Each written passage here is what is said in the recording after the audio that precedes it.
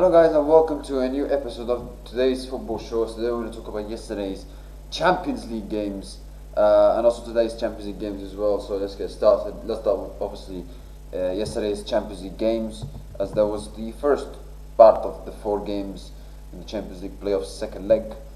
First game, Atletico Madrid against Club Brugge.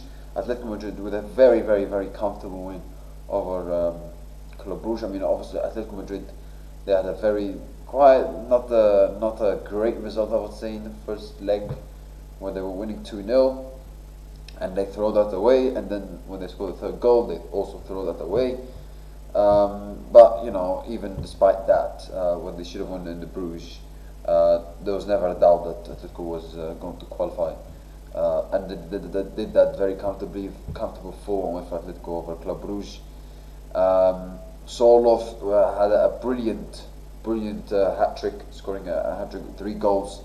Also, I thought Club Brugge had some very good chances, I have to say, but I think Atletico, with the power of they had in attack and great finishing, they they were more decisive and more clinical in front of goals. So I think Atletico Madrid deserved to win in general. So I don't think Club Brugge played badly, but I think the difference, what made the big difference in it, was like the clinical edge, I think, between the two teams. So but very comfortable win in the end for Atletico Madrid, 4-1. Newcastle United, they go through to the also last 16 by beating Karabakh over 9-3 on aggregate. They won 3-2 in the second leg. They went 2-0 up in the first 6 minutes. Goals from Tonali and John Linton. And then they scored it was 2-0 in the first half, but then the second half, Karabakh got one back in 50th minute, but then 2 minutes later, Newcastle increased the score, 3-1, Botman and Karabakh got a consolation goal. Karabakh, I have to say, they also had great chances as well. I think, it was a good game. I think Newcastle winning 3-2, but I think it could have gone either ways in my opinion. Both teams had good chances. But you kind of, let's say, expected, because obviously Karabakh with a very low percentage chance of qualifying for the last 16 to beat Newcastle, especially after losing 6-1 in the first leg. Obviously Karabakh had to attack, they have to go for it, whereas Newcastle, they can exploit the spaces and they could punish them, no problems. The problem I have is that, when I see this Newcastle side, I mean, why does Eddie Howe play Voltemede in a deeper role? Why does he play in that position? I don't understand. I really don't understand the management from Eddie Howe towards Voltemede this season. There's been a couple of games where he's used him in a wrong way. There's been a couple of games where he was dropped, and I didn't understand why. For example, the Barcelona game, I didn't understand why he was dropped in that game. And this one is another one. Why do you play him in midfield? Why do you play him in the deeper role, where he's not good at it? Why do you not play him in the best possible position? When that is, he's very good at it, and when that is his best. And when Voltemede just started for Newcastle, he had a good start to his career. He was scoring a couple of goals. Alright, he had that odd moment where he scored the own goal in the derby against Sunderland. But other than that, I mean, he's been very good. He was looking really good for Newcastle last season, and I think Eddie Howe, in my opinion, has used him wrongly this season, and it's not the first time he did that in this game. He also did a couple of occasions this season, as I mentioned. So I really hope, I think Newcastle fans, and for the sake of Newcastle fans, they would hope that they don't waste the talent and the quality that Voltemede has, because he's a fantastic striker. He scored 7 goals and 1 Champions League, which is not that great, if I'm being very honest with you. It can be better. But that's what happens when you've got a manager who's using it in the wrong way a couple of times. The best managers, when they have very good players, they use them in the right way. They use them in the right way. They manage them really well. Whereas I don't think Eddie Howe has done that with Voltemede, in my opinion. So yeah, and this, you could say that is one of the reasons why Newcastle are struggling domestically. I should say in the Premier League. Obviously in other competitions they've been quite good. Semi-finals of the Carabao Cup, even though they got knocked out by Man City. Still in the FA Cup, they've still played Champions League last 16. But you look at in the Premier League, they're nowhere near behind. Nowhere they are, a lot of points behind Manchester United and Chelsea and Liverpool, even though those three teams were struggling for quite some time this season. So, Newcastle have lost 11 games in the Premier League this season. 11. There is 11 games to go. 11 losses with 11 games to go. That's not acceptable for a team like Newcastle, who's trying to, reach, big goals to reach to the top. So yeah. But Newcastle, they managed to win, and it was a very comfortable win for them over 2 legs against Karabakh. Bayer Leverkusen against Olympiacos, such a dead game. 0-0 draw, but Leverkusen, because of the quality and they showed in the first leg by beating Olympiacos 2-0, they go through to the last 16.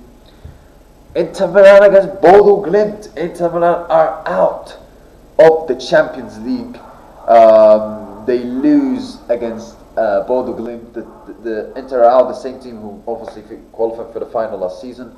They're out of the Champions League. They lost to Bodo Glimt over 2 legs.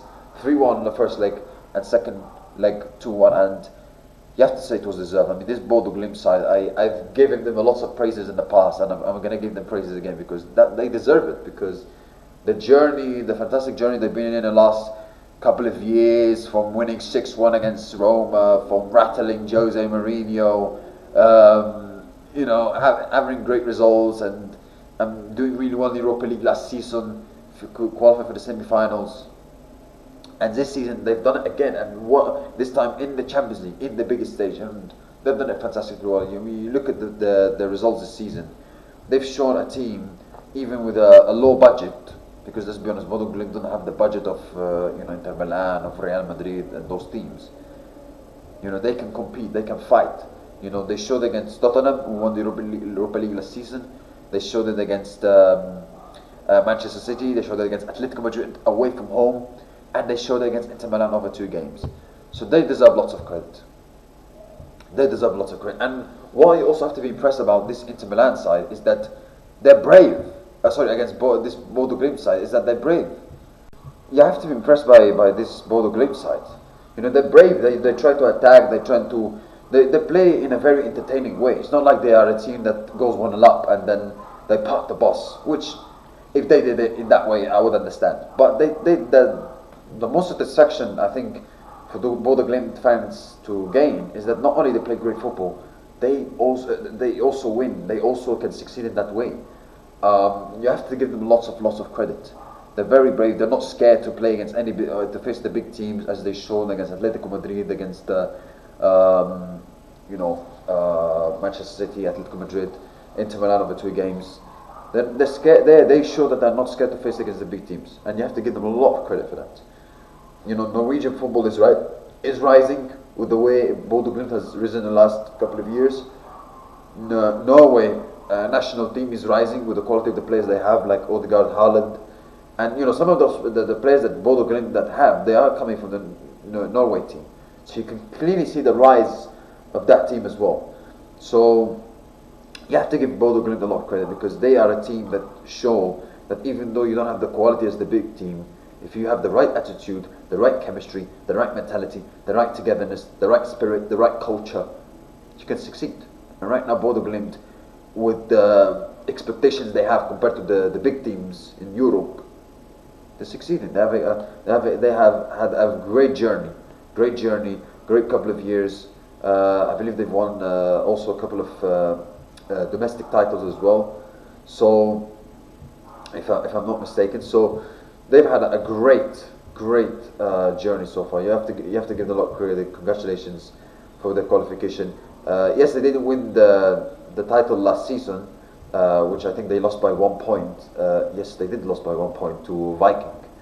But you have to also give credit to Bodo Glimt, because they show that they can compete against the big boys. They show that they can compete against the teams much more quality than Bodo Glimt have. So yeah, and yes, people say, the pitch that the teams have to play in the stadium, the pitch they play is a hybrid pitch. It's not a real football pitch. Yeah, you could say, Bodo Glimt, most of their success comes from playing in that pitch, but They beat Atletico Madrid away from home. They beat Inter away from home. So are you telling me San Siro and Mondo Metropolitano is a hybrid pitch? No. So they've shown they can succeed. And to be honest with you, I wouldn't be surprised if Bodo Glimt go on in a fantastic run. For example, they go through to the quarterfinals or semi-finals, because the journey they've been in is absolutely amazing, and they deserve a lot of love and a lot of credit. The manager's done a fantastic job. The players they have they're fantastic players, great defensive players like Gunderson and the number 4 Bojotov. Yeah, so excuse my pronunciation, but yeah, Bodo Glimt, they've had a great journey. You have to give them a lot of credit. Whereas Inter Milan, I mean, we talk about Norway as a national team and Norwegian football rising. That is completely the opposite of Italy. Italian football is declining, and Italian national team is declining. And one of them in that part is Inter Milan, because you look at all the Italian teams. Inter, they're out of the Champions League that early. Juventus is most likely going to be out. Atalanta most likely going to be out. Napoli were out in the group stages, league phase I should say. Inter Milan, you look at this game, they create a lot of chances. They have 33 shots, they have a lot of chances, a lot of possession, but does it matter if you're not going to convert them into goals? No. Yes, you could say, oh, they missed Lautaro Martinez, who was not playing in this game, but they still have quality players in the likes of Thuram, DeMarco, Parella. This is the same team, by the way, that reached the Champions League final last season. So, yeah, and they've got experienced players like Bastoni, Akanji, who won the Champions League. So, Inter Milan side, yes, they are. To be honest with you, I've never been impressed by this Inter Milan side. Yes, they've been fantastic domestically. They're 10 points clear in Serie A, and for sure they're going to win the league. But you have to look, like, in the Champions League, they lost to Arsenal at home. Even before the Bodo Glimt game, I was never impressed by them.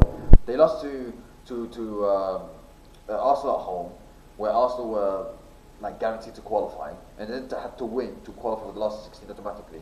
They lost to Liverpool at home, when Liverpool were having lots of problems, losing games after games, dropping points. There was a fallout between Mohamed Salah and Arne Slot, and Liverpool won that game at the San Siro. This Inter side is not as good as last season. Yes, they won the league. They're going to win the league this season, whereas last season they didn't do it. But let's be honest, this Inter Milan side have regressed. They've regressed, and the football, over 2 legs, they deserve to get knocked out. It's not like it was a smash and grab win for Bodo Glimt. They deserve to get knocked out over 2 legs. They deserve it. It's not due to luck or refereeing bad decisions or whatever. They deserve to be knocked out over 2 legs. They've been awful compared to the performance of Bodo Glimt over 2 legs. So, yeah, and they deserve to get knocked out without a shadow of a doubt. This Inter Milan side, yeah, they're going to win the Scudetto, but how good is this Inter Milan side as good as, let's say, when they reached the Champions League final twice in the last 3 seasons or 4 seasons? No. I know they got knocked out they lost 5-0 in the final, but still, they still managed to get to the final by beating Bayern Munich and Barcelona. So, yeah. And, you look at, like I said, Italian football, you can clearly say, is declining. Which is sad because, Serie A and Italian football used to be the benchmark back in the 90s, where teams like Parma were competing, winning European trophies. AC Milan was the benchmark. Juventus won the Champions League, and they reached a couple of finals as well. So to see the decline that Italian football has been in the last, I don't know how many years now. The last time an Italian team has won the Champions League was 2010. So yeah, Serie A as a domestic league is very competitive, but Italian teams in the Champions League, they're not very competitive. They're not. So it's a bit like the Premier League, where the Premier League was, I think, from 2013 into 2017, in that 4-year period when you could say the Premier League was the best league in terms of physicality and competitiveness. Leicester winning the Premier League, for example. but teams in Europe were struggling a lot. And Serie A have been experiencing that not only for more than 4 years, even. So, yeah.